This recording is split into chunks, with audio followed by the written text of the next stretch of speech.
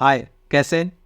नए साल का पहला वीडियो मेरे बहुत बहुत दिन बाद आते हैं ना। सबकी कंप्लेंट रहती है वीडियो नहीं डालते आप, और एक एक महीने में एक एक वीडियो आ रहा है। पहले तो महीने में 2 वीडियो आ जाते थे मेरे, पर अब महीने में एक ही आ रहा है।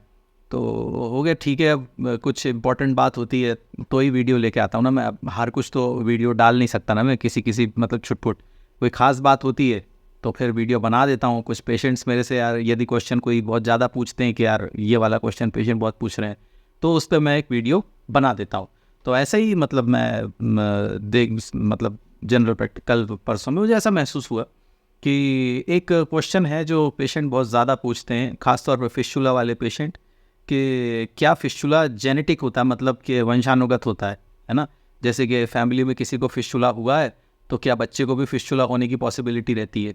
ये बहुत सारे पेशेंट मुझसे पूछते हैं, और फ़ोन पे भी पूछते हैं, और यूट्यूब पे भी पूछते हैं, कमेंट बॉक्स पे भी पूछते हैं, यूट्यूब, फेसबुक, व्हाट्सएप, कहीं भी जो भी नंबर मिलता है हमेशा प्रश्न उनका यही रहता है कि ऐसा तो नहीं है कि मेरे दादाजी को फिस्टुला हुआ था तो कहीं मुझे ना हो जाए, या मेरे दादाजी को फिस्टुला हुआ तो कहीं मेरे बच्चों को इधर ना हो जाए। मतलब ऐसे बहुत सारे प्रश्न, कौतूहल है ना, उठता है, मन होता है पूछने का, तो पूछते हैं मेरे से। तो मैंने सोचा इस पर वीडियो जो है बना दिया जाए और इसका उत्तर दे दिया जाए। तो उत्तर मैं इसका दे देता हूँ कि फिस्टुला जो है वो ऐसे जेनेटिक नहीं होता है ना। उसमें ऐसी कोई बात नहीं होती है कि वंशानुगत चले वो, कि इसको फिस्टुला तो इसको ऐसा नहीं होता। फिस्टुला जो है, मैं पहले भी कई वीडियोज़ में मैं बता चुका हूँ कि फिस्टुला जो है वो इन्फेक्शन की वजह से हो जाता है। जैसे मान लो आपको फिशर होता है, मोशन के रास्ते में कट लग जाता है, खुला घाव है, और उसमें किसी वजह से यदि इन्फेक्शन हो जाए, यदि आप उसकी केयर ना करो, यदि उसको प्रॉपरली आप ठीक ना करो, उसमें ऑइंटमेंट वगैरह, क्रीम, या मतलब कोई भी ट्रीटमेंट यदि आपने उसका नहीं किया, और यदि वो आपको बार बार हो रहा है, मतलब जैसे एक बार हुआ फिर आपने उसको ठीक कर लिया, पर वो थोड़ा परहेज कर लिया, क्रीम वगैरह लगा लिया, कोई ट्रीटमेंट ले लिया, डॉक्टर साहब से मिल लिए, हो गया इलाज, ठीक हो गया, लेकिन आपने फिर से वही चीज़ें चालू करी जिससे वो होता है, वो फिर से हो गया। तो ऐसे में क्या होता है कि जितनी बार भी जितनी बार भी फिशर होगा ना आपको, तो उसकी रिकवरी जो है वो स्लो हो जाएगी। जैसे पहली बार जैसे फिशर आपको हुआ तो वो जल्दी ठीक होता है और अपने आप होता है, 2-3 दिन में आराम से ठीक हो जाता है। लेकिन अगली बार जब फिशर होगा तो फिर थोड़ा सा ज़्यादा टाइम लेगा। उसके बाद भी अगर आपको फिशर होगा तो थोड़ा उससे और टाइम लेगा। थोड़े दिन बाद वो अपने आप ठीक होना बंद हो जाएगा। मतलब पहले तो अपने आप ठीक हो जाया करता था, लेकिन अब आपको उसमें थोड़ी सी उसको हेल्प की ज़रूरत पड़ती। तो फिर आप परहेज करने लगे, चलो भाई थोड़ा परहेज कर लेते हैं, चलो भाई कोई क्रीम लगा लेते हैं, घर में ही ऑइंटमेंट बोरोलिन टाइप का कुछ पड़ा रहता है, वही लगा लिया, तो उससे वो ठीक हो गया। अब ये थोड़े मोड़े प्रयास से आपके वो ठीक होने लगता है। लेकिन उसके बाद भी अगर आप वही काम करते जिससे वो होता है, तो फिर एक समय ऐसा आता है कि वो आपकी क्षमता से भी बाहर हो जाता है, फिर वो तब भी ठीक नहीं होता, फिर डॉक्टर की ज़रूरत पड़ती है, फिर डॉक्टर साहब के पास जाते हो आप, फिर वो ट्रीटमेंट देते हैं, फिर वो ठीक हो जाता है, ऐसे चल जाता है, ऐसा कई बार चलता है। उसके बाद फिर वो उस रेंज से भी बाहर हो जाता है। तो जब इतना वक्त आप उसे देते हैं ना, मतलब एक चोर है जैसे। मैं हमेशा अपने वीडियोस में उदाहरण, कई पेशेंट में पता मेरे पास ना उदाहरण, मेरे वीडियोस जैसे कभी आप लोग देख लेते हो, कभी मेरे से मिलने आते हो, है ना, तो मुझे बताते डॉक्टर साहब आपने वो उदाहरण दिया था, वो मुझे बहुत पसंद आया। चलो ठीक है, अच्छी बात है, उदाहरण मेरा पसंद आया। मैं तो उदाहरण इसलिए देता हूँ कि क्या है कि बात जो है वो सही से पहुँचनी चाहिए ना, जो मैं बोलना चाह रहा हूँ, जो बताना चाह रहा हूँ, वो सही से पहुँचना चाहिए। तो अब ये एक उदाहरण मैं फिर से दे रहा हूँ, इससे बात मुझे लगता है आप तक पहुँच जाएगी मेरी, जो मैं कहना चाह रहा हूँ। तो क्या होता है, जैसे आपका घर है, अब जैसे आप घर से बाहर जाते हो, ऑब्वियसली जब आप घर में रहते हैं तो आपका घर सुरक्षित होता है, कोई ना कोई हमेशा गार्ड पे रहता है ना, आप रहते हो। लेकिन जब आप बाहर जाते हो तो घर में आप लॉक लगा के जाते हो। आप भले ही लॉक लगा के जाते हो, सिक्योरिटी करके जाते हो, लेकिन वो रिस्क पे होता है। उसमें चांसेस होते हैं कि कोई चोर घुस जाएगा, कोई दुर्घटना घट जाएगी, ये एक चांसेस होते हैं, ठीक है। अब आप साल में एक बार घर छोड़ के जा रहे हैं तो पॉसिबिलिटी बहुत कम है ना, क्योंकि साल में एक ही बार जा रहे हो आप, 2 साल में एक बार जा रहे हो, 5 साल में एक बार जा रहे हो। तो जब एक ही बार घर में ताला लगना, और वो भी 2-4-5 दिन के लिए लगना, उसके बाद आप वापस आ जाते हैं हफ्ते भर के टूर के बाद, तो रिस्क कम है।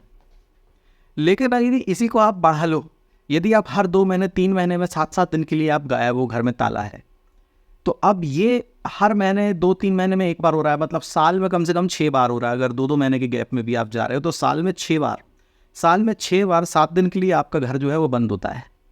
तो अब आपने चोर को 5 साल में जो एक बार आप उसे मौका दे रहे थे चोरी करने का, अब आप उसे साल में 6 बार मौका दे रहे हैं, ठीक है।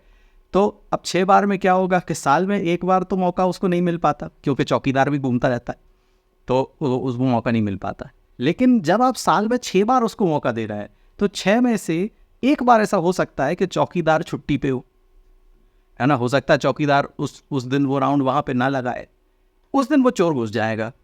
तो आपने उसको 6 बार का मौका दिया ना साल भर में, तो जब आपने 6 बार में मौका दिए तो एक बार वो सफल हो गया। लेकिन यदि आप उसे 2-3 साल में एक बार का मौका दे रहे हैं तो उसकी सफलता का प्रतिशत तो बहुत कम है ना। तो मेरे कहने का मतलब ये फिशर भी ऐसे ही है ना।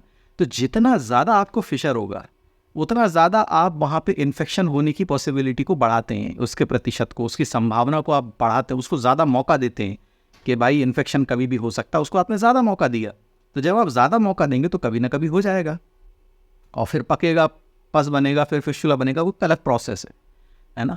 तो फिस्टुला इसी तरह से होता है। तो आपने देखा होगा बहुत सारे लोगों को फिस्टुला, किसी को हो गया, किसी को नहीं भी हुआ। तो उन्होंने कहा यार मुझे तो नहीं हुआ फिस्टुला, मुझे तो फिशर हुआ था पर फिस्टुला नहीं हुआ। तो चांस की बात है, नहीं हुआ। लेकिन आप उसे जितना ज़्यादा मौका देंगे, आपकी रिस्क उतनी ज़्यादा होगी, है ना। और आपको फिस्टुला के चांसेस होना पॉसिबल भाई ज़्यादा हो ही जाएगा। खुला घाव है, उसकी केयर नहीं हो पा रही है, बैक्टीरिया है, उसको तो मौका चाहिए।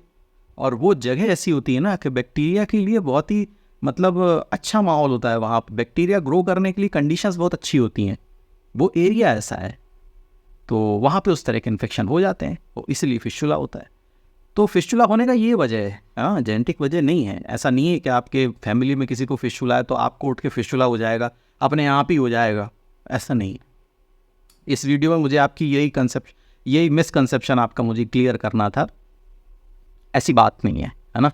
फिस्टुला जो है वो ऐसे वंशानुगत नहीं चलता है, वो आपको ऐसे ही, अब वो उसको मैं कभी बैड लक भी बोलता हूँ, दुर्भाग्य है वो, है ना। अब बैड लक है, आपको हो गया फिस्टुला, क्या करेंगे, तो उसको ठीक करना है ना। ठीक करने के कई उपाय हैं, 4 सूत्र भी उसमें से एक है। अपनी चॉइस है, अपना ओपिनियन है, जिसको जो अच्छा लगता है वो कराते हैं। मतलब बहुत सारे लोग 4 सूत्र कराते हैं, बहुत सारे लोग दूसरी सर्जरी भी कराते हैं। जो जिसको मतलब सेटिस्फेक्शन जहाँ मिलता है वो उस तरह से ट्रीटमेंट लेते हैं, है ना। तो यही बात है, इस वीडियो में मुझे आपको यही समझाना था। तो मुझे लगता है कि आप इस बात को समझे होंगे, है ना। तो बस अब और क्या है, अब और कोई मुझे टॉपिक मिलेगा, कोई लगेगा कि हाँ ये बात आपसे करनी चाहिए, तो मैं आपसे बात कर लूँगा। और तब तक के लिए टाटा बाय बाय। अरे हाँ, और एक चीज़ तो मैं आपको बोलना भूल गया, मतलब मुझे तो खुशी इस बात की, मैंने हालांकि कभी इस बात पर ध्यान नहीं दिया, 50,000 सब्सक्राइबर जो है वो चैनल के पूरे हो गए। अच्छा, एक मज़े की बात ये कि मैंने आज तक किसी से सब्सक्राइब करने के लिए बोला नहीं, और बिना बोले अगर कोई 50,000 लोग सब्सक्राइब कर लेते हैं, मतलब मुझे तो ऐसा लगता है कि यार मतलब अच्छी बात है। तो मतलब आश्चर्य मुझे ही होता है कि मैंने किसी को बोला नहीं आपसे सब्सक्राइब करने के लिए, वीडियो बस डाल देता हूँ ऐसे ही, और उसमें लोग सब्सक्राइब कर लेते हैं, और 50,000 हो गए। पर 50,000 कोई वैल्यू, मतलब 50,000 एक मतलब बड़ा अमाउंट होता है लोगों का। मतलब 50,000 लोग, मतलब 50,000 लोग जो है उनने सब्सक्राइब किया हुआ, मतलब वो इंटरेस्टेड है, वो जानना चाहते हैं इस बारे में। तो ये भी एक बात है। तो इसीलिए मेरी रिस्पॉन्सिबिलिटी थोड़ी सी बढ़ जाती है कि आपको कंटेंट जो है ना वो ठीक मिले, है ना, जानकारी जो है वो सही मिले। अगर मतलब इतने सारे लोग यदि सब्सक्राइब कर रहे हैं तो उनका कोई इंटेंशन होगा ना, वो कुछ चाह रहे होंगे कि यहाँ मुझे ठीक बात पता चलती। तो मैं चाहता हूँ कि मतलब कोई भी ऐसा ऊट पटांग कंटेंट टाइप का ना हो, है ना। जो जिस लिए आपने सब्सक्राइब किया है तो आपको कम से कम वो कंटेंट मिले और जेन्युइन मिले, है ना। तो इसलिए मेरे वीडियोस कम आ पाते हैं, क्योंकि मैं हर टॉपिक पे वीडियो नहीं बनाता हूँ कि ये क्रीम लगा लो, ये तेल डाल लो, इस टाइप का मैं कंटेंट नहीं बनाता हूँ। और किसी क्रीम या ऑइंटमेंट का मैं कभी ऐसे रिव्यू नहीं करता कि ये क्रीम को लगाने से ऐसा हो जाएगा, वैसा हो जाएगा, फिशर इतने दिन में ठीक हो जाएगा, फिशर कभी होगा नहीं। यूट्यूब पे बहुत सारे वीडियोस डले तो मैं देखता हूँ ना, तो आते हैं ये क्रीम लगा लो ज़िंदगी में कभी फिशर नहीं हो, इस टाइप का, मतलब 100% फिशर ठीक होने का मतलब रामबाण, उस टाइप का थंबनेल डले रहते हैं उसमें। तो मैं उस टाइप का कंटेंट नहीं बनाता हूँ ना। मुझे थोड़ा सा एजुकेशनल कंटेंट बनाना होता है, इन्फॉर्मेशनल कंटेंट बनाना होता है, एथिकल कंटेंट बनाना होता है ना। तो मैं इसीलिए उस तरह के कंटेंट में जल्दी लेके नहीं आ पाता। तो यही बस बात है ना। तो 50,000 सब्सक्राइबर पूरे होने की खुशी में बहुत बहुत धन्यवाद आप लोगों को कि आप लोगों ने सब्सक्राइब किया। और भी लोग जो लगातार सब्सक्राइब करते जा रहे हैं, मतलब 50,000 तो मैंने देखा था, अब तो शायद कुछ बढ़ गए होंगे, 51-52 कुछ तो भी हो गया होगा। लगातार जो लोग सब्सक्राइब करते जा रहे हैं तो उनका बहुत बहुत धन्यवाद कि आप लोग सब्सक्राइब कर रहे हैं। और मैं कोशिश करूँगा कि आपको अच्छी चीज़ में दे पाऊँ, सही जानकारी दे पाऊँ और ठीक मार्गदर्शन में कर सकूँ। तो चलो, इसके साथ ही अब मिलते हैं अगले किसी वीडियो में, तब तक के लिए टाटा।